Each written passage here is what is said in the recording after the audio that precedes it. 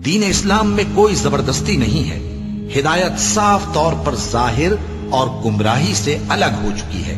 تو جو شخص بتوں سے اعتقاد نہ رکھے اور اللہ پر ایمان لائے، اس نے ایسی مضبوط رسی ہاتھ میں پکڑ لی ہے جو کبھی ٹوٹنے والی نہیں، اور اللہ سب کچھ سنتا ہے، سب کچھ جانتا ہے۔ جو لوگ ایمان لائے ہیں ان کا دوست اللہ ہے کہ اندھیرے سے نکال کر روشنی میں لے جاتا ہے، اور جو کافر ہیں ان کے دوست شیطان ہیں کہ ان کو روشنی سے نکال کر اندھیرے میں لے جاتے ہیں۔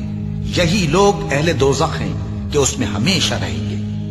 بھلا تم نے اس شخص کو نہیں دیکھا جو اس غرور کے سبب سے کہ اللہ نے اس کو سلطنت بخشی تھی، ابراہیم سے اپنے پروردگار کے بارے میں جھگڑنے لگا؟ جب ابراہیم نے کہا میرا پروردگار تو وہ ہے جو زندگی دیتا ہے اور موت دیتا ہے، وہ بولا کہ زندگی اور موت تو میں بھی دے سکتا ہوں۔ ابراہیم نے کہا کہ اللہ تو سورج کو مشرق سے نکالتا ہے، آپ اسے مغرب سے نکال دیجئے۔ یہ سن کر وہ کافر ہکا بکا رہ گیا، اور اللہ بے انصافوں کو ہدایت نہیں دیا کرتا۔ یا اسی طرح اس شخص کو نہیں دیکھا جس کا ایک بستی پر جو اپنی چھتوں پر گری پڑی تھی گزر ہوا، تو اس نے کہا کہ اللہ اس کے باشندوں کو مرنے کے بعد کیوں کر زندہ کرے گا؟ تو اللہ نے اس کی روح قبض کر لی اور 100 برس تک اس کو مردہ رکھا۔ پھر اس کو جلا اٹھایا اور پوچھا تم کتنا عرصہ مرے پڑے رہے ہو؟ اس نے جواب دیا کہ 1 دن یا اس سے بھی کم۔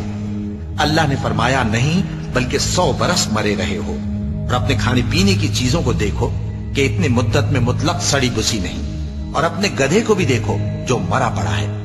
غرض ان باتوں سے یہ ہے کہ ہم تم کو لوگوں کے لیے اپنی قدرت کی نشانی بنائیں، اور ہاں گدھے کی ہڈیوں کو دیکھو کہ ہم ان کو کس طرح جوڑے دیتے اور ان پر کس طرح گوشت پوست چڑھائے دیتے ہیں۔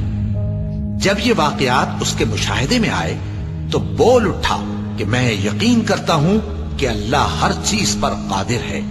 اور جب ابراہیم نے اللہ سے عرض کیا کہ اے پروردگار مجھے دکھا کہ تو مردوں کو کیوں کر زندہ کرے گا، اللہ نے فرمایا کیا تم نے اس بات کا یقین نہیں کیا؟ انہوں نے کہا کیوں نہیں، لیکن میں دیکھنا اس لیے چاہتا ہوں کہ میرا دل اطمینان کامل حاصل کر لے۔